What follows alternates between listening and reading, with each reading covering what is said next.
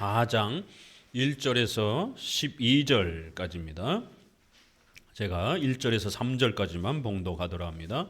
그런즉 육신으로 우리 조상된 아브라함이 무엇을 얻었다 하리요? 만일 아브라함이 행위로서 의롭다 하심을 얻었으면 자랑할 것이 있으려니와 하나님 앞에서는 없느니라. 성경이 무엇을 말하느냐? 아브라함이 하나님을 믿음에 이것이 저에게 의로 여기신 바 되었느니라. 아멘. 한 주간 동안 평안하시고 또 봄이 성큼 다가왔습니다. 더욱 집중하셔서 또 하나님의 말씀 안에서 또 많이 성장하는 또 귀한 시간들이 되기를 바랍니다. 로마서는 5장까지 집중적으로 칭의에 대해서 우리에게 가르치고 있습니다. 칭의의 정의, 또 칭의의 그러한 핵심적 또 그러한 내용과 요소들, 또 그 다음에 칭의의 또 성질과 또 성격에 대해서 아주 하나씩 상세하게 소개해 가고 있습니다. 이제 4장에서는 갑자기 아브라함 이야기를 꺼내면서 구약에서는 그럼 과연 어떻게 구원받았을까? 구약의 이신칭의는 과연 신약과 어떠한 또 차이가 있을까? 다른 것인가? 아니면 동일한 것인가? 갑자기 느닷없이 아브라함 이야기를 꺼내면서 구약의 선조들은 과연 구원받았을까?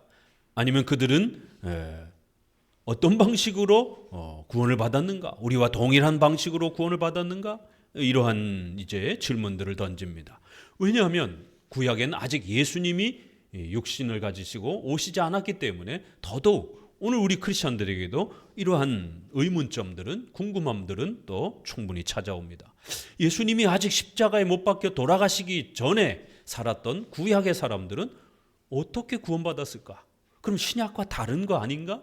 그러면 구약과 신약의 구원의 방법이 다른 것인가? 이런 많은 이제 고민들을 하게 됩니다. 결국 바로 이 부분의 호기심과 또 이 부분의 질문을 제대로 정리하지 못하게 되면서 구약과 신약이 차이가 있는 것처럼, 구약의 구원과 신약의 구원이 차이가 있는 것처럼 결국 잘못된 구약에 대한 이해로 곤두박질 치면서 이신칭의와 관련된 신인협력주의와 공로주의가 더욱 폭발하게 됩니다.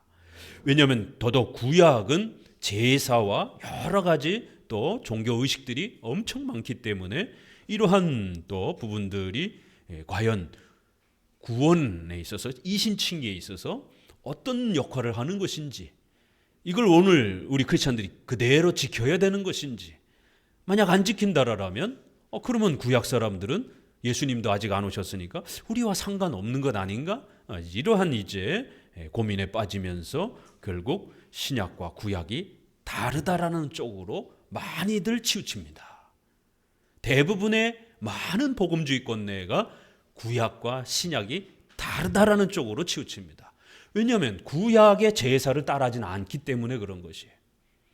유독 로마 카톨릭 정도만 구약을 제사장 흉내를 내려고 하는, 구약을 문자 그대로 계승하려고 하는 이제 이러한 로마 카톨릭 정도만이 조금 다르고, 나머지 대부분은 구약의 이러한 의식이 중단되는 것처럼 구약의 구원의 방법은 신약과 좀 다르다라는 쪽으로 많이 기울어졌습니다.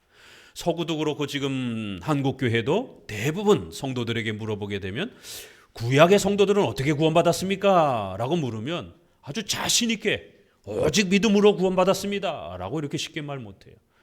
만약 그렇게 말한다라면 그러면 예수님 아직 안 오셨는데 어떻게 그들이 예수님의 십자가의 죽음의 효력을 받습니까? 라고 질문을 대받으면 글쎄요 이렇게 되는 거예요. 대답을 못하는 거예요. 두 번째, 구약에는 엄청난 제사와 엄청난 그런 종교적 의식들이 있는데 우린 그거 안 하지 않습니까? 그런데 우리랑 똑같이 구원받을 수 있습니까? 우리가 제사 드립니까? 라고 따지면 글쎄요. 그래서 극적하게 되면서 여호와 증인들에게 훅 넘어갈 수 있고 또 안식교인들에게 훅 유혹될 수가 있습니다. 그래서 안식교인들은 그거 보십시오. 그러니까 구약을 따라해야 되는 겁니다. 이렇게 또 어떤 분파는 로마 카톨릭이나 안식교처럼 구약의 제사 방식이 바로 구원의 방식인 겁니다. 오직 믿음으로가 아닙니다. 이러한 구약적 형식과 제사들을 잘 따라해야만이 그것이 하나의 공로와 수단이 돼서 우리가 구원받는 것입니다.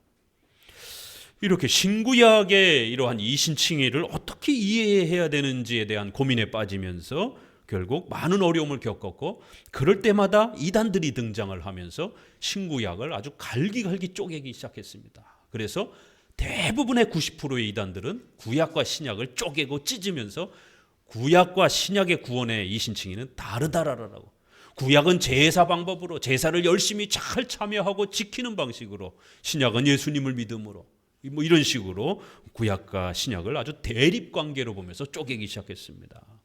그래서 이제 여러분들에게 몇 가지를 이제 이렇게 정리를 해보면은요, 대략 크게 한 3가지 정도로 이 구약과 신약의 이 칭의에 있어서, 구원에 있어서 이 잘못 이해하고 있는 3가지를 먼저 우리가 좀 살펴볼 필요가 있습니다. 제일 첫 번째는 유대주의가 있을 수 있겠죠. 지금 오늘 본문에서 다루고 있는 이 유대주의자들, 자기들의 아브라함의 혈통을 자랑하고 또 할례를 자랑하면서 자기들이 그러한 종교적 의식과 제사에 열심히 참여하고 있다라는 것, 그런 혈통을 가지고 있다라는 것, 바로 그러한 종교적 헌신을 노력하고 있기 때문에 그것이 공로가 되어서 우리가 하나님의 백성으로서 그렇게 인정받고 있다라는 거예요. 자랑하는 거예요. 신인 협력주의입니다. 이렇게 구약의 외적인 의식과 제사를 아주 자부심을 가지면서 자기들이 거기에 참여하고 있고 열심히 노력하고 있다라고 하는 자신들의 종교적 행위를 아주 대단한 그러한 공로가 되는 것처럼 이렇게 주장하는 유대주의자들의 이러한 형태가 있습니다. 그들은 아예 신약을 무시하는 거죠. 예수님을 신성 모독죄로 처벌을 했으니까요. 신약을 무시하는 거예요.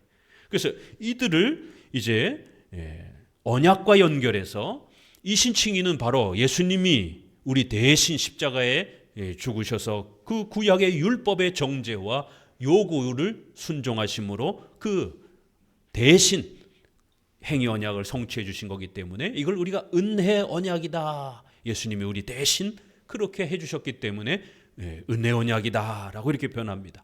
바로 이 이신칭의의 핵심 본질인 이 은혜 언약을 어떻게 이해하느냐에 따라서 구약과 신약에 대한 이해가 달라지는데요. 그랬을 때 유대주의자들은 은혜 언약 자체를 아예 무시해 버립니다. 신약을 인정하라니까. 행위 언약을 자신들이 모세의 그 율법의 언약을 잘 지켰기 때문에 구원받는다라고 생각하는 거예요. 그래서 이들은 행위 언약, 모세의 율법 언약 하나만이 유일한 하나님의 언약이라고 주장을 합니다.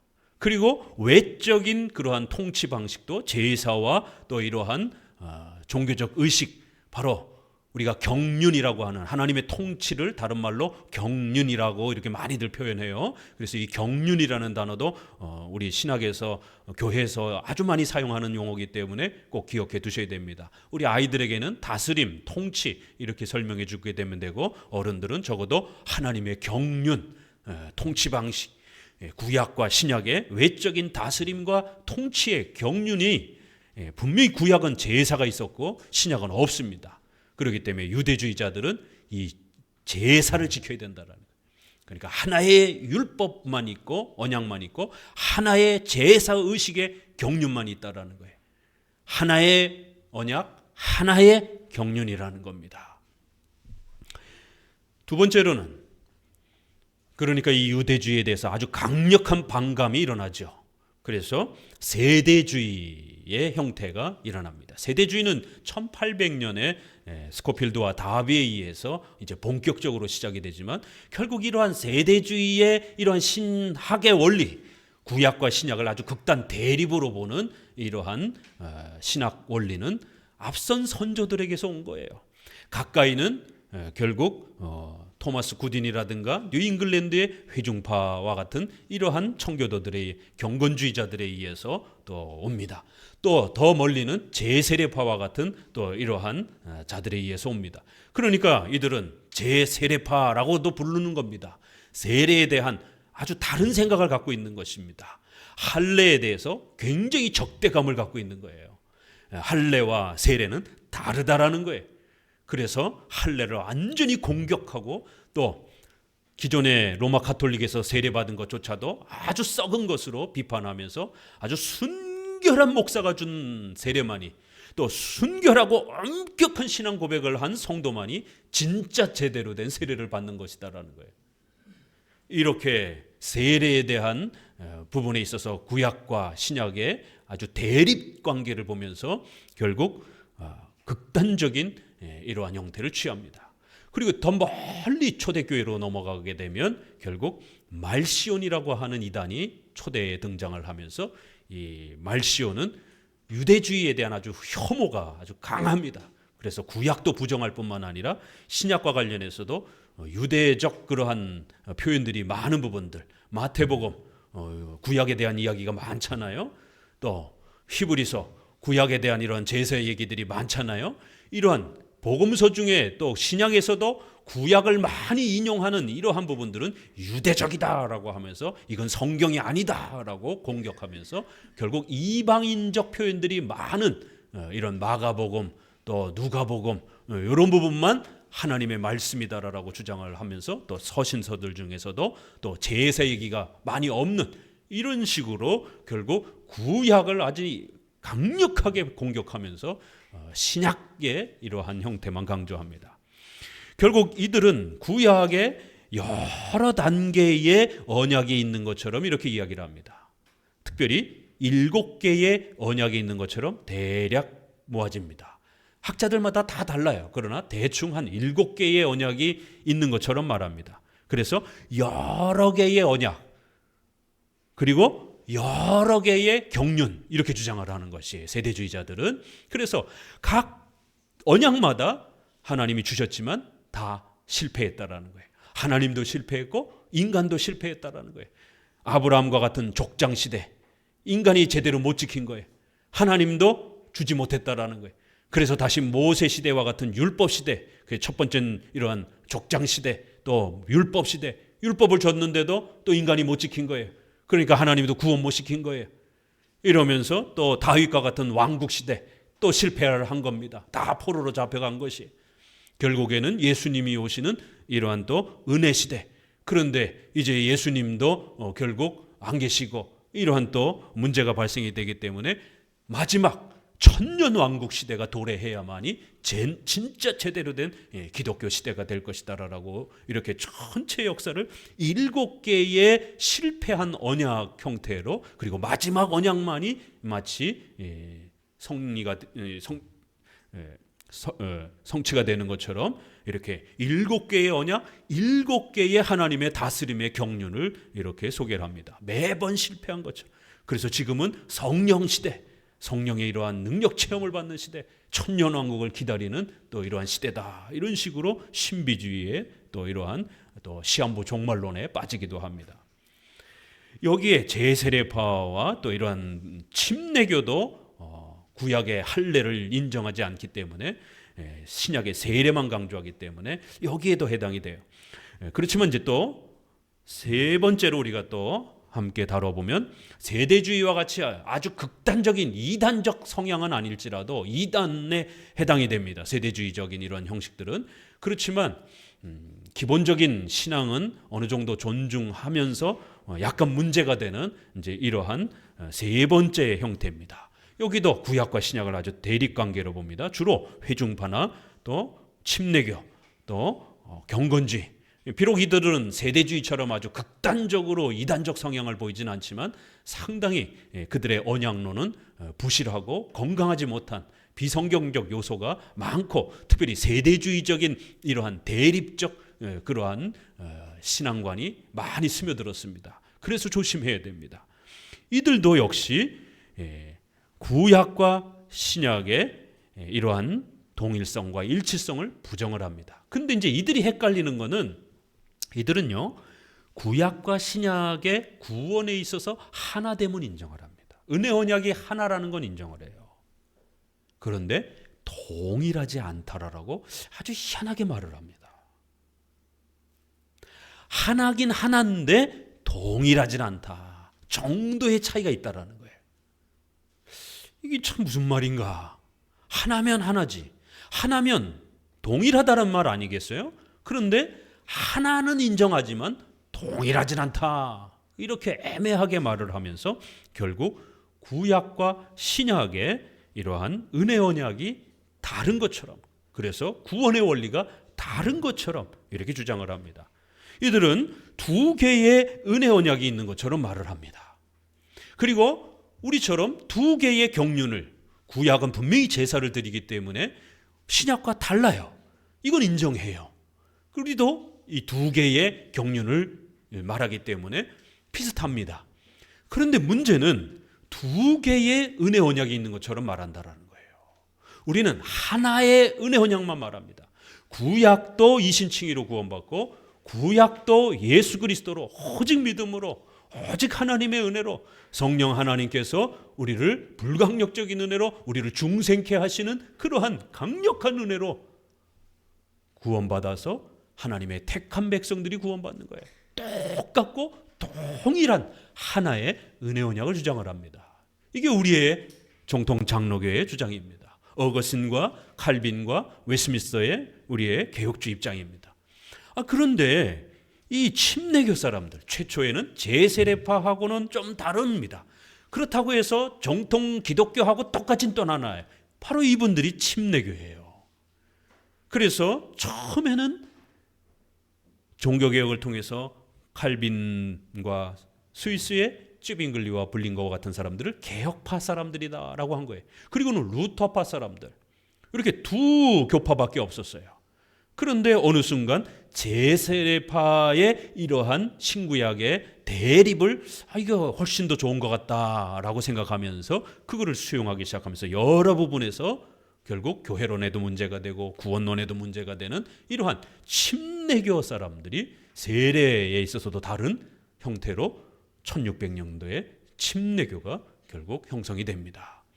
이들은 세대주의도 수용을 하고 또 루터파와 장로교 입장도 개혁파 입장도 반성론, 이런 혼합 형태로 그렇게 하나의 교파를 형성을 합니다. 그리하여 이들은 구약의 할례와 신약의 세례가 연결되지 않는다라고, 전혀 상관이 없다라고, 신약의 세례만이 참된 것이다. 근데 신약에는 유아 세례에 대한 직접적인 표현이 없습니다. 그렇기 때문에 침례교는 유아 세례를 부정합니다. 그리하여 장로교는 비록 신약에는 직접적인 문자적인 유아 세례의 표현은 없다 할지라도 구약의 할례가 신약의 세례로 연결되는 것이기 때문에 구약의 난지 8일 만에 아이들이 전부 다 할례를 받는 그러한 명령이 세례에도 그대로 이어진다라고 그렇게 주장을 하면서 유아 세례를 준 겁니다. 그런데 침례교회는 절대로 구약이, 특별히 구약의 할례가 신약으로 연속되지 않는다. 동일하지 않다. 구약의 은혜 언약과 신약의 은혜 언약은 다르다. 그렇기 때문에 유아 세례를 줘서는 안 된다. 결국 유아 세례에 대한 엄청난 논쟁이 벌어진 것입니다. 바로 이러한 침례교, 이러한 침례교회의 이러한 신구약의 대립관계를 존 오웬과 토마스 굿인과 이러한 사보이 선언을 한 회중파의 이러한 분들이 상당히 긍정적으로 받아들여서 적극적으로 그들의 언약론을 펼칩니다. 그래서 구약과 신약이 다른 것처럼 강하게 강조합니다. 그래서 여러분들이 존 오웬이라든가 토마스 굿인 회중파 청교도들의 이러한 그 구원론의 책을 읽을 때는 상당히 조심해서 읽어야 됩니다. 존 버년과 또 그 유명한 청교도의 이러한 그 책들을 읽을 때는 바로 이러한 언약론 부분에서 하나인 건 인정하지만 동일하진 않다 이렇게 주장을 하기 때문에 성도들이 굉장히 헷갈립니다. 분명히 하나다라고 얘기를 하니까 우리 입장하고 비슷해 보이고, 또 두 개의 경륜, 구약은 제사 시대였고 오늘날은 제사가 없기 때문에 더 이상 제사를 안 드리니까 우리가 구약적 그러한 부분에서 여러 의식들이 중단된 것을 주장하는 장로교하고 상당히 비슷해 보이는 거예요. 그러나 이들은 구약과 신약의 연결성을, 동일성을 부정을 합니다. 그래서 두 개의 언약이 있는 것처럼. 그럼 구약은 어떻게 구원받느냐? 구약은 임시적 은혜 언약이었다라는 거예요. 진짜 은혜 언약이 있고 임시적 은혜 언약이 있다라는 거예요. 그래서 이 임시적 은혜 언약에 속했던 사람들은 다 결국 망했다라는 거예요. 아주 한두 사람만 제대로 된 은혜 언약에 참여했을 뿐이라는 거예요. 그래서 구약에는 분명히 구원은 있다라는 거예요. 이신칭이 있다라는 거예요. 그렇지만 거의 구원받은 자가 없다라는 거예요. 이래서 항상 회중파가 헷갈리는 거예요. 그럼 도대체 구약에 구원이 있다라는 말이에요? 없다라는 말이에요? 있다라고는 얘기를 해요. 은혜 언약의 이러한 부분이 분명히 구약에 있다라고는 얘기를 합니다. 이신칭의가 있다라고는 이야기를 합니다. 하나다라고는 얘기를 해요. 그러나 그 은혜 언약의 혜택을 누린 사람이, 이신칭의에 참여한 사람이 다윗이나 아브라함, 모세 이런 아주 최고의 인물 빼놓고는 거의 없다라는 거예요. 그러면 나머지 사람들은 구원에 못 참여한 거예요. 그럼 이게 없다는 얘기예요? 있다는 얘기예요? 이게 참 묘한 헷갈리는 말이죠. 있긴 있는데 대부분의 사람들은 참여를 못해요. 그럼 이건 없는 거나 마찬가지인 겁니다. 이렇게 아주 애매하게 말을 하면서 두 개의 은혜 언약이 있고 두 개의 통치 경륜이 있는 것처럼 이렇게 말을 하는 것이에요. 우리는 하나의 동일한 은혜 언약과 이신칭의가 있고 두 개의 경륜, 그래서 신약과 구약, 구약은 제사 방식으로, 신약은 제사가 중단된 방식으로 이렇게 통치 경륜이 분명히 두 개로 나눠진다라는 거예요. 구약을 통치하던 방식과 신약을 통치하던 방식, 구약의 구원으로 그 은혜의 수단을 허락하시는 방식들이 신약과는 분명히 다릅니다. 구약은 할례와 유월절과 제사를 행한 겁니다. 그러나 오늘날은 세례와 성찬과 말씀 중심의 예배를 드리는 거예요. 분명히 다스림과 통치의 방식이 경륜이 달라요. 두 개의 경륜. 그래서 우리가 구약, 신약, 옛 언약, 새 언약 이런 형태로도 표현하는 겁니다. 왜 성경을 구약, 신약이라고 부르는지를 기억하셔야 됩니다. 이거를 구약은 없어진 거야, 이제 쓸데없는 거야, 신약만 좋은 거야 이렇게 하게 되면 대립 관계고 제세례파와 세대주의 개념입니다. 우리가 구약, 신약 이렇게 부르는 것은 은혜 언약의 옛 형태, 제사와 이러한 여러 가지 수단과 의식에 있어서 종교적 의식이 구약적 형태로 옛 형식, 옛 경륜 형태로 주어진 방식. 신약, 은혜 언약이 이제 세례와 성찬과 같은 새로운 방식으로 표출되어지는 방식. 은혜 언약에 대한 옛 형식, 새로운 형식 이런 말이지, 구약에는 은혜 언약이 없고 이신칭의가 없고 신약에만 이신칭의가 있고 그래서 구약, 신약, 그러니까 구약은 쓸데없는 거고 신약만 중요한 거다 이러면 큰일 납니다.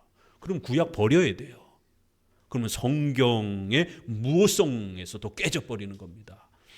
자, 그래서 회중파, 침례교, 경건주의, 신비주의자들은 분명히 구약에도 구원받은 자가 있다라고는 말을 하지만 임시 언약과 실제 언약이 분명히 있는 것처럼 말을 합니다. 그리고는 대부분은 다 임시 언약에 참여를 해서 결국 실패한 거고, 바른 은혜 언약에는 몇 사람 못 들어갔다 라고 이렇게 이야기를 하면서 구약과 신약의 하나됨은 인정하지만 동일성을 부정을 합니다. 특별히 이 주장에 있어서 가장 문제가 되었던 신학자 정도는 좀 기억하고 가셔야 됩니다. 우리가 회중파라고 했을 때 에임스라고 하는 유명한 신학자가 있어요. 한국에서는 아주 굉장히 좋아하는 인물이 되어버렸습니다. 물론 훌륭한 면도 있어요. 그렇지만 우리 장로교에 있어서는 상당히 좀 조심스럽게 들여다봐야 됩니다. 도르트 신조에 참여해서 상당히 영향력도 주고 도르트 총회에 많은 역할도 했던 이런 아주 훌륭한 개혁주의자입니다. 그럼에도 불구하고 이분의 약점과 실수가 결국 후대의 제자들에게 엄청난 문제를 일으킵니다. 결국 영국에서의 이 에임스의 제자가 누구냐면 존 오웬과 토마스 구딘과 같은 이제 이런 그룹들이에요. 그리고 네덜란드로 가서 또 생애 후반기에는 네덜란드에서 가서 삽니다. 처음에는 영국에서 주로 활동을 했던 영국 계열의 이러한 또 사람입니다. 결국에는 네덜란드에 가서 네덜란드 학교를 또 프라넷 그 학교를 사역하면서 거기에서 제자를 길러냅니다. 코케이우스라고 하는 유명한 제자를 길러냅니다. 그리고 그 코케이우스에게 영향을 받은 사람들이 최근에 브라켈이라든가 마스트리라든가 이러한 분들입니다. 그리고 조나단 에드워드가 나보고 책 하나를 선택하라고 한다라면 브라켈이나 이러한 책을 선택하겠다라고 할 정도로 조나단 에드가 가장 좋아했던 그러한 계열의 이러한 제자들입니다. 칼빈의 기독교 강요가 아니에요. 우리가 생각하는 것처럼. 결국 이렇게 영국에는 오웬과 토마스 구딘으로, 네덜란드에는 또 이렇게 코케우스라고 하는 이러한 걸쭉한 인물들이 등장을 하면서 코케우스는 구약에는 간과 패스오버라고 하는 지나치는 방식으로 구원은 시켜주지만 한두 사람만 시켜주고 나머지는 다 지나가는 거예요. 그냥 간과의 방식으로. 신약은 완전한 용서의 방식으로. 히브리서에 간과와 용서 이런 표현이 있습니다. 이거를 잘못 이해해서 결국 구약은 간과의 형태로 구원을 받는다라는 거예요. 거의 없다라는 거예요. 지나쳤다라는 거예요. 용서를 해주시지만 완벽한 용서가 아니라는 거예요. 겨우 용서를 조금 해주는 방식이라는 거예요. 그러나 신약은 완벽하게 용서를 해주는 방식이라는 거예요. 이렇게 자꾸 구약의 하나됨은 인정하는 듯하면서, 은혜 언약의 하나됨은 인정하는 듯하면서 그 동일성을 부정을 하다 보니까 우리 웨스민스터 신앙 고백을 읽어봅시다. 웨스민스터 신앙 고백에 왜 이제 이런 표현이 등장을 하는가 이해할 수가 있는 거예요. 웨스민스터 7장을 5항 읽어봅니다. 이 언약에 대한 부분에 대해서 5항은 이렇게 소개합니다. 이 언약은 율법 시대와 복음 시대에 서로 다르게 집행되었다. 율법 아래에서는 예언들과 희생 제물들과 할례와 유월절 양과 유대 백성에게 주어진 다른 모형과 규례들을 따라서 집행되었다. 이 모든 것은 장차 오실 그리스도를 예표하였는데 성령의 역사를 통하여 약속된 메시아에 대한 신앙으로 선택된 백성들을 가르치며 굳게 세우기에 그 당시로는 충분하고 효과적이었다. 이 메시아를 통해 그들은 완전한 죄사함과 영원한 구원을 얻었으니 이것을 구약이라고 부른다. 구약에는 어떻게 해요? 여러 약속들, 희생 제물, 할례, 유월절 이런 여러 제사의식들로 이러한 은혜 언약을 가르쳤다라는 거예요. 그 당시로는 충분하고 효과적이었다라는 거예요. 죄사함과 영원한 구원을 분명히 받았다라는 거예요. 누구든지 오직 믿음으로 이러한 외적인 이 제사 의식에 참여를 하게 되면 구원받았다라는 겁니다. 자, 6항 복음 아래서 그 복음의 실체이신 그리스도께서 나타나셨을 때 이 언약이 시행되는 규례들은 말씀의 설교와 세례와 주의 성찬의 성례전을 시행하는 것이다. 그런데 이 규례들은 그 수에 있어서 적고 더 단순하며 외적인 영광은 더 적게 집행되어도 이 언약은 그 규례들 안에서 유대인과 이방인들을 포함하는 모든 민족들에게 더욱더 충분히 명확히 그리고 영적으로 효력 있게 제시되니 이것을 신약이라고 부른다. 그러므로 본질이 다른 두 개의 은혜 언약이 있는 것이 아니라 단 하나의 동일한 은혜 언약이 다양한 경륜들로 나타나는 것이다. 신약에 와서는 하나님이 통치 방식을 바꿨다라는 거예요. 왜 바꿨습니까? 그건 우리가 따질 수 있는 문제가 아니죠. 구약에는 마치 어린아이를 대하듯이 그림자와 모형으로 이렇게 마치 장난감을 쥐어주듯이 외적인 이러한 제사와 이러한 여러 수단들을 통해서 장차 오실 그리스도의 죽으심과 그 희생을 가르친 것이에요. 그렇지만 신약에 와서는 이제 예수님이 십자가에 못 박히시는 명확한 이런 역사가 성취되었기 때문에 설교와 세례와 성찬이라고 하는 그 숫자에서도 좀 더 간편하고, 왜요? 전 세계 이방인들도 참여를 해야 되니까 숫자적으로도 좀 더 간단해야 되고, 그렇지만 명확하고 아주 더 선명해졌다라는 거예요. 없던 게 있어진 게 아니라 원래 있었던 것이 구약에는 여러 그림자 형태로 모형 형태로 소개되었던 것이 이제는 예수님을 더 선명하게 가르치는 그런 차이 정도만 있다라는 겁니다. 그래서 신약의 우수함은 분명히 있어요. 그렇지만 구약이 없다 이렇게 함부로 말하면 안 되는 거예요. 구약에는 그 명확성이 더욱 가려져 있었던 거고 신약은 훨씬 그게 충만하다라는 거예요. 그래서 본질이 다른 게 아니라는 겁니다. 본질은 구약의 은혜 언약 이신칭의가 똑같고 하나라는 거예요. 다만 외적인 통치 방식이 다르다라는 겁니다. 왜요? 제세례파와 또 이런 회중파들이 하나요 부분에서 제세례파는 뭐라 그래요? 두 개요 이렇게 주장을 하면서 하나라고 자꾸 주장을 안 하잖아요. 대놓고 두 개라고 주장을 하는 거예요. 그러나 회중파와 제세례파와 침례교 같은 사람들은 하나요라고 비슷하게는 말을 해요. 그러나 그 하나가 두 개 형태라는 거예요. 임시 언약과 참된 은혜 언약 이렇게. 그러니까 아주 제세례파처럼 대놓고 명확하게 두 개요라고 말하진 않지만 역시 회중파나 이렇게 또 침례교 계열에서도 두 개처럼 표현을 하는 것이. 그래서 하나다라는 말은 대놓고 두 개라고 주장하는 제세례파를 배격하기 위해서 신구약의 그러한 은혜 언약 이신칭의는 하나요라고 아주 명확히 표현한 겁니다. 그러면 그것으로도 충분한데 왜 또 문장 하나를 덧붙였습니까? 동일하다라고 붙인 거예요. 이건 누구를 배격하기 위한 겁니까? 바로 침례교 사람들.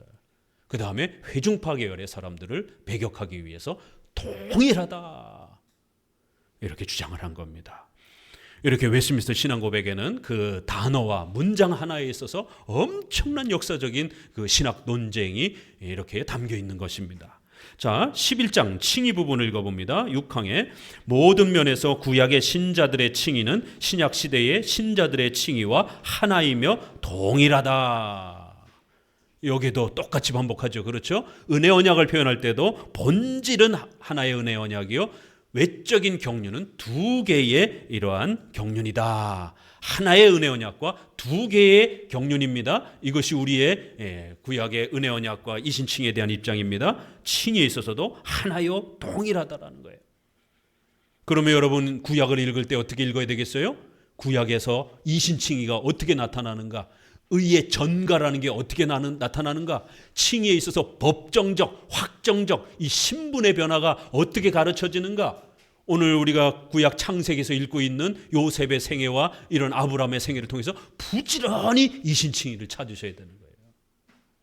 그러나 제세례파, 침례교, 회중파는 구약에 거의 없다, 아예 없다 이렇게 주장을 하기 때문에 구약의 구원론에 대해서 그렇게 많이 강조하지 않습니다. 그래서 그분들의 목회 설교에서는 대부분 신약만 많이 강조를 하는 거예요. 오늘날 구약 설교하는 교회 많지 않습니다. 자, 19장 하나님의 율법 부분에 대해서 읽어봅니다. 3항 보통 도덕법이라고 하는 이 율법에 하나님께서는 아직 미성숙한 교회인 이스라엘 백성에게 여러 예표적 규례를 담고 있는 의식법들을 주기를 기뻐하셨다. 이 의식법은 부분적으로 그리스도와 그의 은혜와 행위들, 고난들, 은택들을 예표하는 예배에 관한 것이며 또한 부분적으로는 도덕적 의무들에 관한 다양한 지침들도 제시하고 있다. 이 모든 의식에 관한 율법은 이제 새로운 약속 아래에서 폐지되었다. 4항 하나님께서는 정치 조직체인 이스라엘 백성에게 여러 가지 재판법들도 주셨다. 이 법들은 그 백성의 국가와 함께 폐지되었으며 지금은 그것의 일반적 원칙 외에는 더 이상 지킬 의무가 없다. 분명히 구약과 신약은 차이가 있어요. 그래서 우리가 로마 가톨릭처럼 구약의 제사장 흉내를 내고 그렇게 구약의 제사 흉내를 내서는 안 됩니다. 안식교인들처럼 안식일을 지켜서는 안 됩니다. 유월절 이런 거 지키면 안 됩니다. 구약의 제사와 의식들은 예수님이 오심으로 인해서 모두 다 성취되고 폐지되었다라는 거예요. 또 구약의 손을 자르라, 돌로 때려 죽여라 이런 무서운 종교적 형벌들이 있습니다. 구약에는 국가와 교회가 하나로 유지되어지던 그런 독특한 시대였기 때문에 이러한 종교적 형벌이 외적 재판법이 아주 무섭게 집행되었던 그런 시절이었습니다. 예수님이 오심으로 인해서 이제 국가와 교회가 좀 더 명확하게 구별이 된 오늘 우리 시대에는 이러한 재판법들이 폐지되었다라는 거예요. 자, 그러니까 구약과 신약을 읽을 때 의식의 여러 제사와 관련된 부분들 또 재판의 형벌과 관련된 부분들은 분명히 성경에 있지만 그걸 따라하면 큰일 납니다. 그건 중단된 것이에요. 예수님이 십자가에 오심으로 모두 다 성취된 겁니다. 히브리서에서 우리에게 그렇게 소개를 합니다. 다만 그러나 우리는 하나요 동일하다라고 주장을 하는 것이에요. 뭐가요? 외적인 경륜, 제사가 동일하다라는 게 아니라 이신칭의와 은혜 언약과 구원의 원리와 신앙의 원리가 동일하다라는 거예요. 그거는 계속해서 지켜가야 됩니다. 그래서 외적인 제사의식은 중단되어서도 그 제사가 가르치는 예수 그리스도에 대한 내용, 또 전가에 대한 교리, 오직 믿음으로 구원받는 교리, 대속의 이러한 교리, 이런 거는 제사 속에 다 담겨 있는 거예요. 그러니까 외적인 형식은 우리가 안 따라해도 그 내적인 신앙의 규범은 찾아내셔야 되는 거예요. 왜요? 구약에서도 이신칭의가 동일하기 때문에. 다만 외적인 형식이 좀 차이가 있을 뿐인 겁니다. 그래서 우리에게는 구약이 여전히 하나님의 말씀이요, 구약에서도 여전히 구원의 원리를 배울 수 있고 또 십계명과 관련된 생활의 원리도 배울 수가 있는 거예요. 그래서 신구약이 우리에게는 모두 하나님의 말씀으로 그렇게 존중되어지는 겁니다. 그러나 침례교, 감리교, 성결교, 회중파 할 것 없이 대부분의 이러한 복음주의자들은 구약과 신약이 다르다라는 인식이 강하게 박혀 있습니다. 차이성을 더 우선적으로 강조하는 그런 모습입니다. 그러나 우리 개혁주의 장로교는 신구약의 차이가 분명히 있다라는 건 인정하지만, 그러나 우리가 강조하는 건 신구약의 은혜 언약과 이신칭의가 동일하고 하나다라는 것을, 일치성을 우리는 더 강조하는 거예요. 이게 차이가 납니다.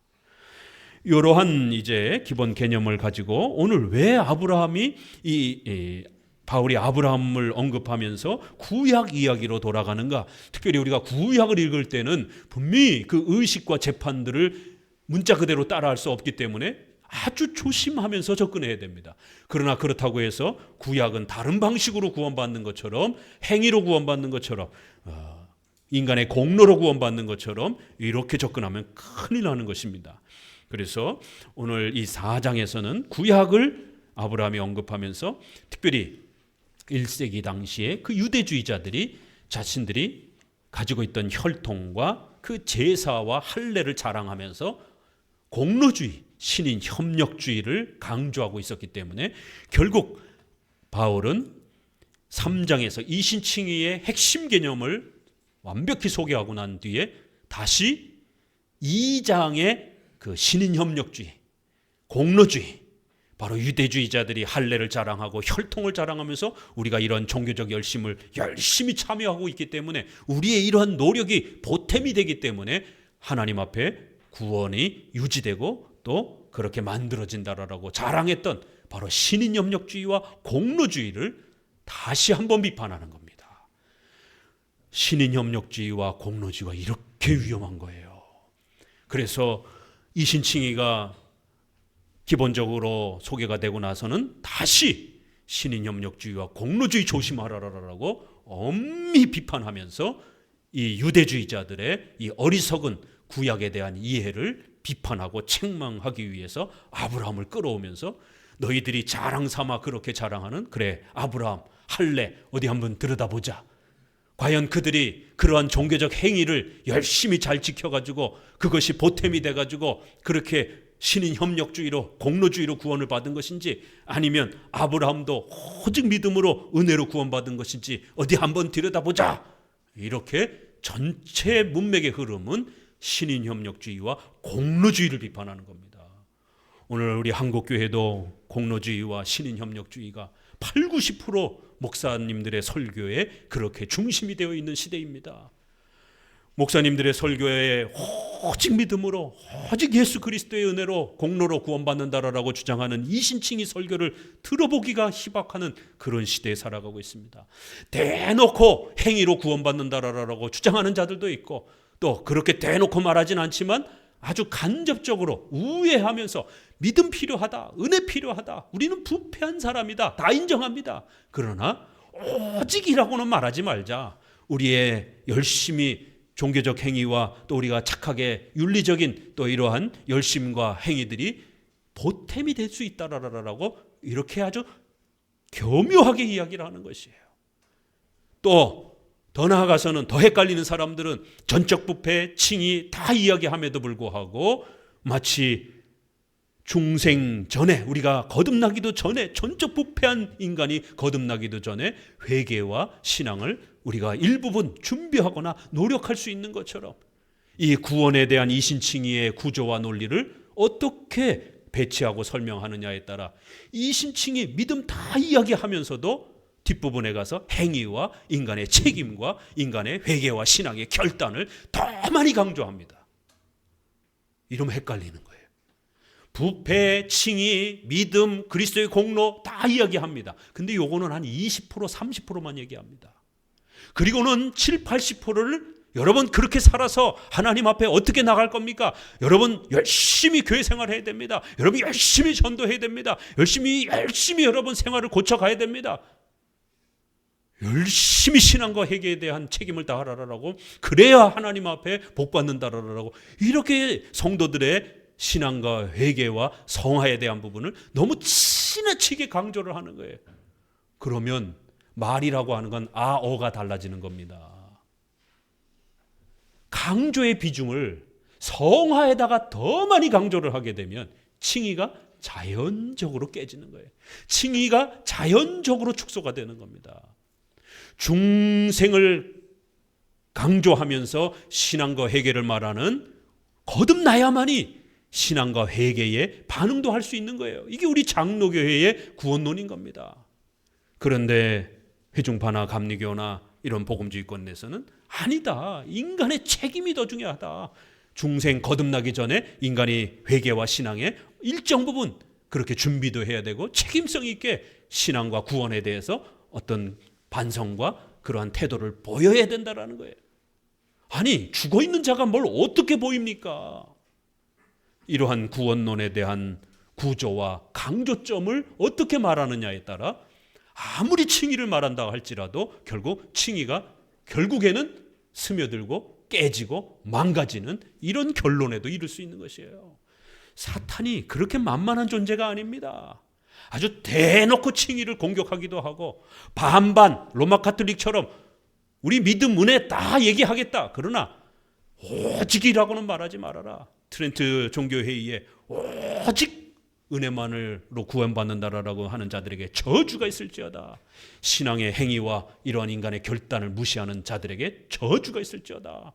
이렇게 말하는 자들, 반반 말하는 자들도 있고, 또 아주 간접적으로 우회적으로 또 그렇게 칭의를 은근히 무시하는 이러한 또 형태도 있는 것입니다.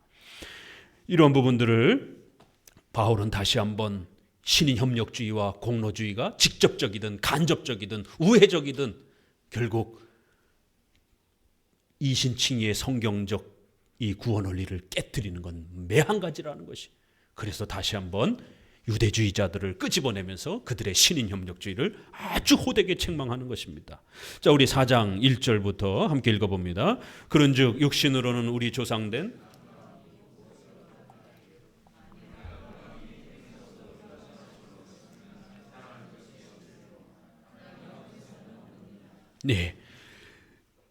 아브라함 이야기를 갑자기 끄집어내는 겁니다. 이렇게 로마서는 갑자기 막 좀 문맥이 뛰어넘는 그러한 구조가 있어요. 그럼 도대체 뭘 얘기하는 건지 당황스러울 때가 있습니다. 왜냐하면 어떤 질문을 이미 전제하고 이미 한 걸로 치고 바로 그냥 답을 하는 이런 형태가 있기 때문에 앞에 장과 뒤에 장의 질문의 대상과 답변의 내용이 확 달라지다 보니까 이게 흐름이 잘 안 이어져서 도대체 무슨 얘기를 하려고 하는 것인지 이렇게 당황할 때가 있어요. 그래서 그런 부분들을 잘 더 깊이 들여다보셔야 됩니다. 아브라함이 무엇을 얻었느냐? 조금 헷갈리죠? 그러면 2절을 더 읽어보는 거예요. 아브라함이 행위로 구원받았느냐? 자랑으로 구원받았느냐? 아니면 믿음으로 구원받았느냐? 이게 행위에 대한 문제를 이야기하고 있구나. 자랑에 대한 이야기를 하고 있구나. 그러면은 우리가 로마서 2장 23절에 율법을 자랑하는 내가 율법을 범함으로 하나님을 욕되게 하느냐? 바로 2장에서 그 자랑 이야기, 공로주의에 대한 부분이 이미 언급했던 겁니다. 바로 그 2장 이야기를 다시 한번 반복하는 거예요. 좋다. 그러면 너희들이 가장 자랑스러워하는 그 할례, 그럼 할례는 아브라함으로부터 시작이 됐으니까 어디 한번 그럼 우리 아브라함 같이 한번 들여다보자. 아브라함이 과연 행위로 구원받았는가? 그러면 자랑할 게 있을 거고, 만약 아브라함이 은혜로 구원받았다라면 절대로 자랑할 게 없다라는 거예요. 오직 은혜냐 행위냐? 자랑할 게 없는 것인가? 자랑할 게 있는 것인가? 이 믿음이냐 아니면 행위냐? 은혜냐 공로냐? 이게 지금 계속 로마서에서 중요한 차이였잖아요. 그래서 이제 구약으로 한번 들어가 보자라는 거예요.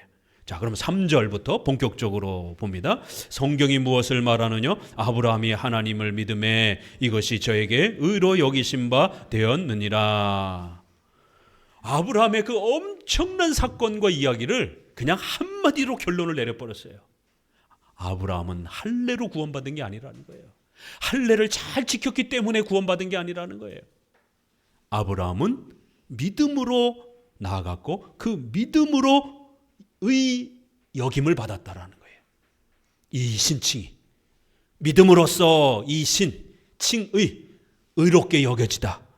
아브라함이 하나님을 믿었다라는 거예요. 그 믿음으로 바로 저에게 의로 여기신 바 되었다. 이건 창세기 15장 6절이에요. 자, 그럼 우리 아브라함의 생애를 한번 들여다봐야 됩니다. 아브라함의 이 모습을 보기 위해서는 창세기 12장 1절 같이 한번 읽어보도록 합니다. 구약 창세기를 한번 펼쳐보세요.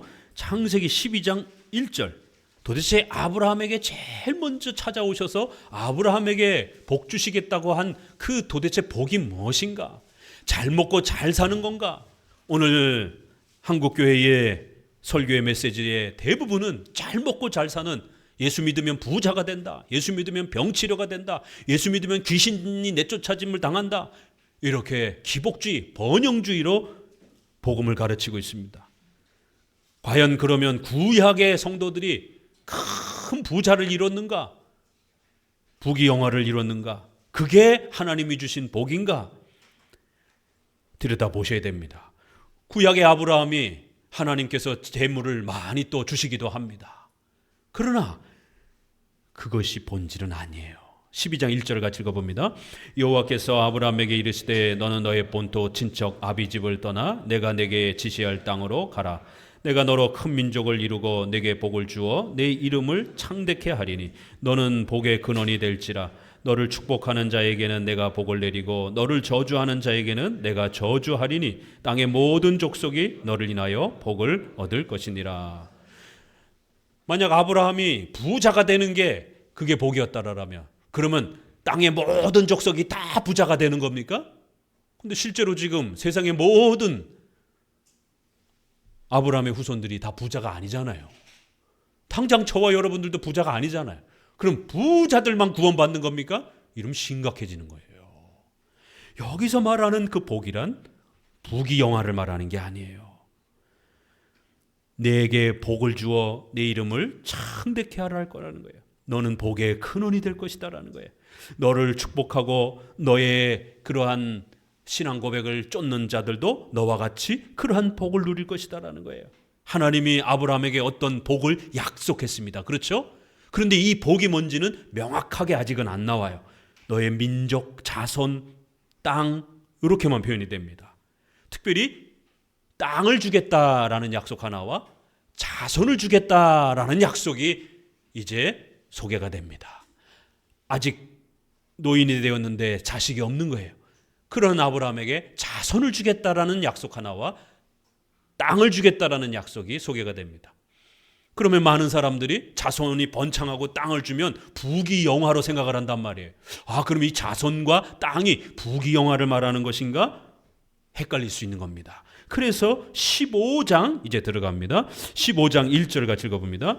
이후에 여호와의 말씀이 이상 중에 아브라함에게 임하여 가라사대 아브라함아 두려워 말라. 나는 너의 방패요 너의 지극히 큰 상급이라. 하나님이 약속하신 그 자손과 땅에 대한 복이 물질이 아니었던 거예요. 뭐죠? 하나님 자신을 아는 것. 하나님 자신을 소유하는 것. 부패하고 악한 인간들이, 하나님을 모르던 인간들이, 하나님을 거부하며 살던 인간들이 하나님을 사랑하고 하나님을 깨닫고 하나님을 아는 것, 이것이 아브라함에게 지극히 큰 상급이라는 거예요. 그럼 우린 대부분 금덩어리, 돈, 이걸 생각합니다. 그런데 아브라함에게 주시겠다고 하는 상은, 복은, 자손과 땅은 그게 아니었던 거예요. 하나님 자신을 주겠다라는 거예요. 아브라함 얼마나 당황스러웠겠어요. 멀쩡히 잘 살던 땅에서 불러와서 알지도 못하는 땅을 주겠다라고 하고, 그리고는 노년의 자손을 주겠다라고 그러는 거예요. 이게 금덩어리 주시겠다는 얘기인가? 자손들에게 엄청난 땅을 물려주시고 거기에서 금은 보화가 나오겠다는 얘기인가? 그러나 하나님은 아브라함에게 주셨던 복은 그런 게 아니었다라는 것을 15장에서 좀 더 명확히 소개합니다. 하나님 자신이 지극히 큰 상급이라는 거예요. 하나님을 모르는 것이 가장 불행한 일이라는 거예요. 하나님을 아는 것이 가장 큰 행복이요, 가장 큰 영화로움이라는 거예요. 그래서 그 약속의 징표로 자손과 땅을 외적인 경륜, 외적인 은혜의 수단으로 자손과 땅을 주겠다라는 거예요. 나중에 보니 그 자손과 땅은 뭐예요? 장차 오실 예수 그리스도였고, 땅은 천국에 영원히 우리가 사는 바로 천국을 모형과 그림자로 소개했던 것입니다. 바로 이 약속을 아브라함이 믿었던 겁니다. 장차 오실 메시아인 예수 그리스도가 자신의 자손으로 오셔서 그 메시아가 우리 대신 십자가에 죽으심으로 우리의 죄가 사함받고 하나님의 자녀가 되어 천국에서 영원히 사는 이 은혜 언약을 약속했던 겁니다. 15장 4절 읽겠습니다. 여호와의 말씀이 그에게 임하여 가라사대 그 사람은 너의 후사가 아니라 내 몸에서 날 자가 내 후사가 되리라 하시고, 그를 이끌고 밖으로 나가 가라사대 하늘을 우러러 무뼈를 셀 수 있나 보라. 또 그에게 이르시되 내 자손이 이와 같으리라. 아브라함이 하나님을 믿으니 여호와께서 이를 그의 의로 여기시고, 또 그에게 이르시되 나는 이 땅을 내게 주어 업을 삼게 하려고 너를 갈대아 우르에서 이끌어낸 여호와로라. 18절 읽습니다. 그날에 여호와께서 아브라함으로 더불어 언약을 세워 가라사대 내가 이 땅을 애굽 땅에서부터 그 큰 강 유브레데까지 내 자손에게 주노니. 아브라함도 잘 이해를 못했어요. 그래서 자기가 부리고 있던 가장 신임했던 노예 종에게 하나님 차라리 얘나 잘 되게 해주옵소서, 이렇게 이야기하는 거예요. 아브라함도 잘 모르는 거예요. 아직 그 복이라는 게 뭔지. 그러자 하나님이 한 번 더 가르치는 거예요. 이제 바깥으로 끌고 나가서 하늘의 별들을 보여주면서 이렇게 자상하신 것이에요. 아브라함이 잘 이해를 못하니까 하늘의 별들을 보여주면서 봐라, 이제 너의 후손이 이렇게 많아질 것이다. 그러나 그 후손은 갈라디아서에서 많은 후손들이 아니라 첫 번째는 단수로 표현합니다. 한 후손, 그 후손, 이렇게 표현하면서 바로 예수 그리스도를 이야기하는 것으로 갈라디아서는 그렇게 그 후손을 단수로 표현합니다. 어떨 때는 우리 성도들을 말할 때는 복수로도 표현합니다. 그러나 예수님을 표현할 때는 단수로도 표현합니다. 내 자손이 이와 같을 것이다. 바로 너의 후손을 통해서 메시아가 올 것이다. 그리고 그 메시아를 통하여 너와 같이 신앙 고백하는 많은 성도들이 하나님의 나라에 참여할 것이다. 이게 내가 너에게 주는 약속이다. 그러자 아브라함은 그 약속을 어떻게 해요? 믿었다라는 겁니다. 구약에도 장차 메시아가 오셔서 인간으로 오셔서 우리 대신 십자가에 죽으심으로 우리의 죄값이 해결받는 하나님의 자녀가 되는 바로 이 은혜 언약이 주어졌던 거예요. 이 신칭의가 주어졌던 겁니다. 그리고 다만 외적인 경륜에서 자손과 땅, 가나안 땅이라고 하는, 그리고 여기에 신속히 제사를 준비하라라고 하는 걸 보게 됩니다. 그래서 반드시 하나님이 약속을 지킬 거라라고 하는, 그리고 벌써 이러한 희생 제사에 대한 개념이 아브라함에게 이렇게 살짝 보여집니다. 모형으로, 그림자로 이렇게 소개를 해주신 것이 바로 그 은혜 언약을 믿은 그 믿음으로 말미암아 아브라함이 의롭다라고 여겨졌다라는 거예요. 바로 이 전체 내용을 한마디로 아브라함이 절대로 행위로 구원받은 게 아니라는 거예요. 아브라함이 열심히 하나님 앞에 헌신해서 구원받은 게 아니라는 거예요. 아브라함도 전적으로 부패하여 그 복이 뭔지도 제대로 모르고 하나님을 싫어하면서 저 갈대아 우르에서 우상 숭배하면서 살았던 사람입니다. 그거 팔아먹고 있던 사람이에요. 그런 부패한 죄인을 이끌으셔서 예수 그리스도와 영생의 이 은혜 언약을 아브라함에게 주시면서 바로 하나님을 소유하는 것이 복이다라고 이 이신칭의를 가르쳐 준 겁니다. 17장을 읽어봅니다. 17장 1절을 봅니다.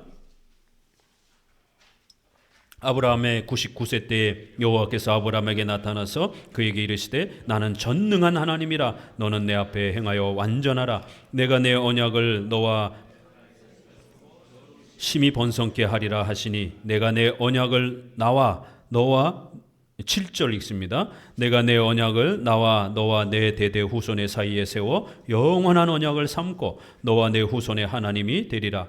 내가 너와 내 후손에게 너의 우거하는 이 땅 곧 가나안의 일경으로 주어 영원한 기업이 되게 하고 나는 그들의 하나님이 되리라. 하나님이 또 아브라함에게 이르시되 그런즉 너는 내 언약을 지키고 내 후손도 대대로 지키라. 너희 중 남자는 다 할례를 받으라. 이것이 나와 너희와 너희 후손 사이에 지킬 내 언약이니라. 너희는 양피를 베어라. 이것이 나와 너희 사이에 언약의 표징이니라. 대대로 남자는 집에서 난 자나 혹 너희 자손이 아니요 이방 사람에게서 돈으로 산 자를 물어나고 난지 8일 만에 할례를 받을 것이니라. 14절 할례를 받지 아니한 남자 곧 양패를 베지 아니한 자는 백성 중에서 끊어지리니 그가 내 언약을 배반하였음이니라. 이렇게 아브라함은 99세 때에 할례를 받습니다. 그렇죠? 그런데 아브라함이 15장에서 믿음으로 의롭게 여겨지다는 선언은 언제 됐어요? 15장에서 됩니다. 그리고 16장에서 이제 조금 더 나아가서 16장쯤에 이스마엘이 태어나는 장면이 소개가 됩니다. 16장 16절에 하갈이 아브라함에게 이스마엘을 낳을 때 아브라함이 86세이었더라. 그러니까 15장과 16장은 나이가 소개가 되고 있지 않아요. 아브라함이 75세 때 부름을 받고 이제 나옵니다. 그리고 85세 때에 이스마엘을 잉태하는 거예요. 갖는 거예요. 10년의 사이가 있는 겁니다. 그리고 이스마엘을 낳은 때부터도 14년, 99세 때에 할례를 받으니까. 그러니까 엄청난 시간 차이가 있는 겁니다. 절대로 할례 받아가지고 할례를 열심히 잘 유지를 해서 그런 종교적인 그러한 책임과 의무를 열심히 했기 때문에 그러한 공로로 구원받은 게 아니에요. 할례는 10여 년 뒤에 저 뒤에 받은 겁니다. 75세, 80세에서 85세 요 언저리에 15장이 나오는 것이에요. 그렇기 때문에 장차 예수 그리스도께서 너의 자손으로 오실 것이다. 그 예수님이 메시아로서 우리의 죄를 대신 그렇게 희생하시고 죽으실 것이다라고 하는, 그래야 우리가 하나님의 자녀가 되어 하나님을 인격적으로 소유하고 연합하는 영생의 은혜를 얻을 것이다라는 은혜 언약의 약속을 아브라함이 믿음으로 구원받았다라고 하는 이것이 성립이 되는 것입니다. 절대로 구약의 아브라함, 다윗, 모세는 행위로 구원받은 게 아닙니다. 그들의 어떤 종교적 열심으로 구원받은 게 아니라는 것이. 자, 두 번째 다윗도 한번 보자라는 거예요. 아브라함뿐만 아니라는 겁니다. 4절부터 읽습니다. 일하는 자에게는 그 삭슬 은혜로 여기지 아니하고 빛으로 여기거니와 이를 아니할지라도 경건치 아니하는 자를 의롭다 하시는 이를 믿는 자에게는 그의 믿음을 의로 여기시나니 일할 것이 없이 하나님께 의로 여기심을 받는 사람의 행복에 대하여 다윗이 말한 바 그 불법을 사함을 받고 그 죄를 가리우심을 받는 자는 복이 있고 주께서 그 죄를 인정치 아니하실 사람은 복이 있도다 함과 같으니라. 다윗을 어디 한번 보자라는 것이에요. 그러면 다윗은 구약의 최고로 존경받는 인물이고 성전을 지은 이런 재료를 전부 다 준비해 준 거반 다윗이 진 거나 마찬가지예요. 그 모든 준비를 다윗이 했기 때문에. 다만 솔로몬은 그를 실제로 건축한 정도뿐이죠. 그럼 다윗은 행위로 구원받았는가? 다윗은 그런 엄청난 종교적 헌신을 잘 유지했기 때문에 구원받았는가? 아니면 다윗은 온전히 은혜로 믿음으로 구원받았는가? 다윗에게는 은혜 언약을 사모하는 그러한 이신칭의의 내용이 있는가? 들여다보자라는 거예요. 바로 이것은 시편 32편의 내용입니다. 허물의 사함을 얻고 그 죄의 가리움을 받는 자는 복이 있도다. 마음에 간사가 없고 여호와께 정죄를 당치 않는 자는 복이 있도다. 똑같죠, 구절이? 3절에 내가 토설치 아니할 때에 종일 신음함으로 내 뼈가 쇠하였나이다. 인간이 회개하지 아니하면, 전적으로 부패한 인간이 하나님을 찾지 아니하면 뼈가 녹아 들어가고 뼈가 썩는 이러한 고통과 정죄와 하나님의 심판 앞에 놓여지게 된다라는 거예요.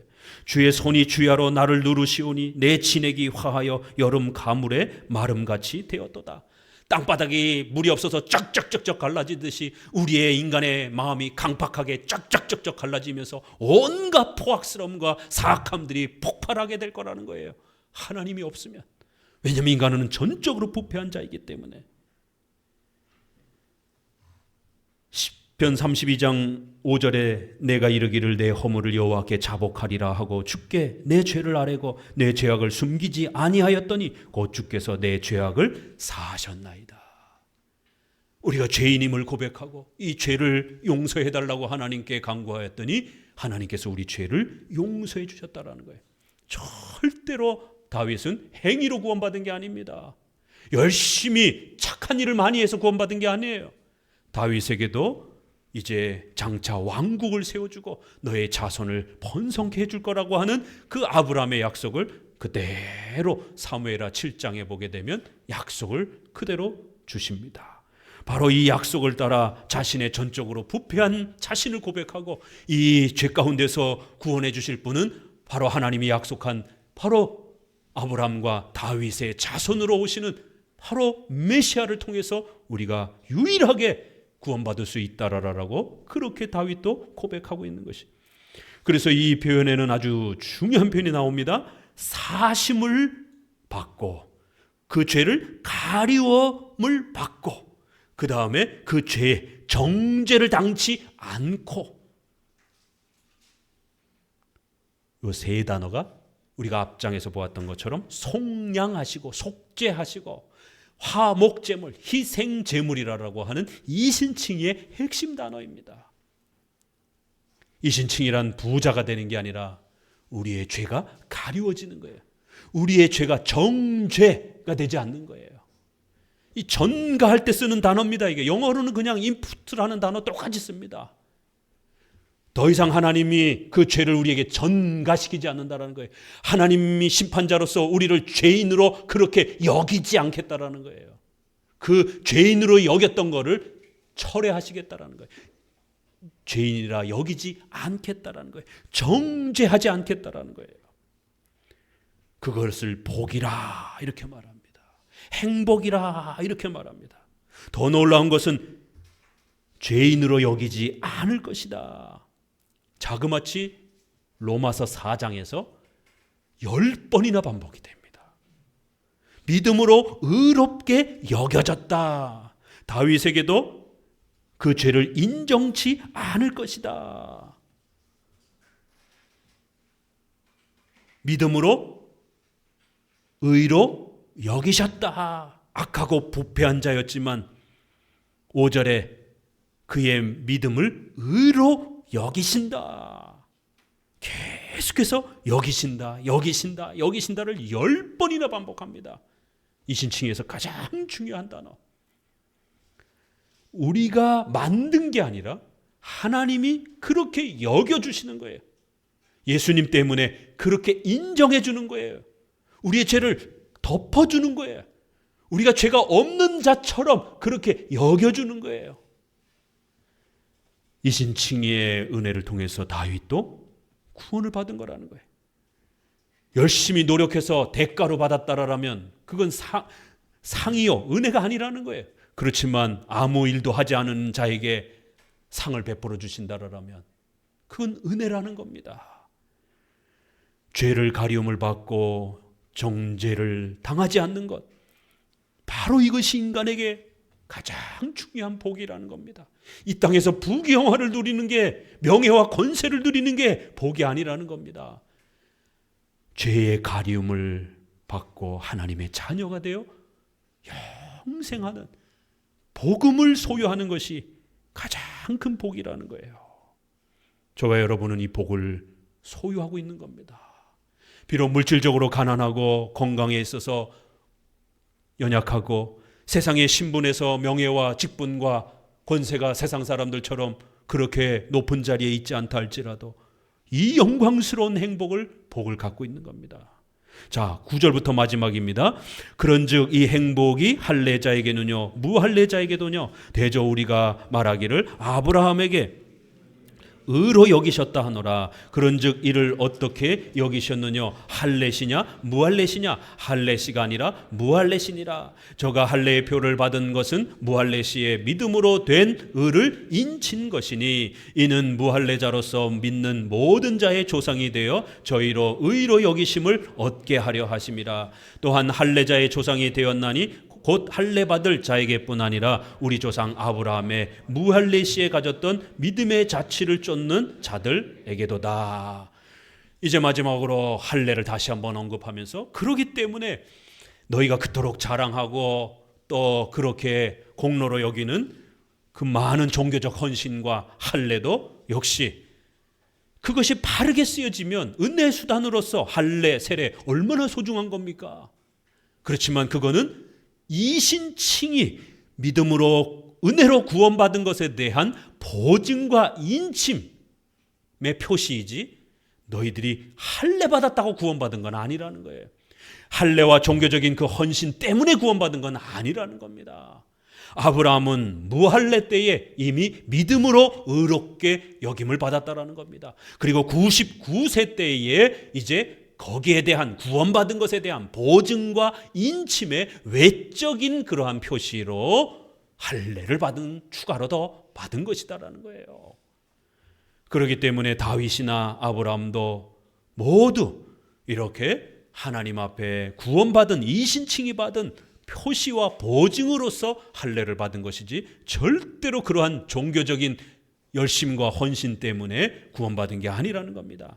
이제 더 나아가서는 아브라함은 그렇게 무할례의 그러한 때에 구원을 받은 거기 때문에 이방인인 저와 여러분들처럼 종교적인 구약의 이러한 의식을 갖지 않은 많은 이방인들도 아브라함을 믿음의 조상으로 바라볼 수 있는 것이고, 또 할례를 받고 계승했던 유대인들도 아브라함은 오직 믿음으로 구원받았기 때문에 그 할례를 지켜가고 있는, 구약의 의식을 지켜가고 있던 너희 유대인들도 오직 믿음으로 구원받아야 되는 것이지 그 할례 자체가 구원을 시켜주는 건 아니라는 거예요. 결국 할례는 신인협력주의, 공로주의의 아주 모델이었기 때문에 이 할례라고 하는 것은 신인협력주의에 대한 비판인 겁니다. 오늘 4장의 이제 전반부를 통해서 이렇게 신약과 구약의 이신칭의와 은혜 언약은 하나다라는 것, 또 동일하다라는 것, 오직 예수 그리스도로 오직 은혜로 구원받는다라는 것을 다시 한번 강조해 주면서 신구약 그 누구도 신인 협력주의로, 공로주의로 착해서 어떤 종교적인 어떤 헌신과 열심을 최선을 다해서 그것이 보탬이 되어서 구원받은 게 아니라 오직 예수 그리스도의 공로로 오직 은혜와 믿음으로 구원받는다라는 것을 우리에게 다시 한번 강조해 주는 겁니다. 오직 믿음으로 구원받는다라는, 오직 믿음이라는 게 이렇게 어마어마한 표현인 겁니다. 절대로 행위와 공로에 대한 부분들이 스며들지 못하도록 또요 철저하게 이신칭의를 지켜가시기를 주의 말씀으로 권면을 드립니다. 기도합니다.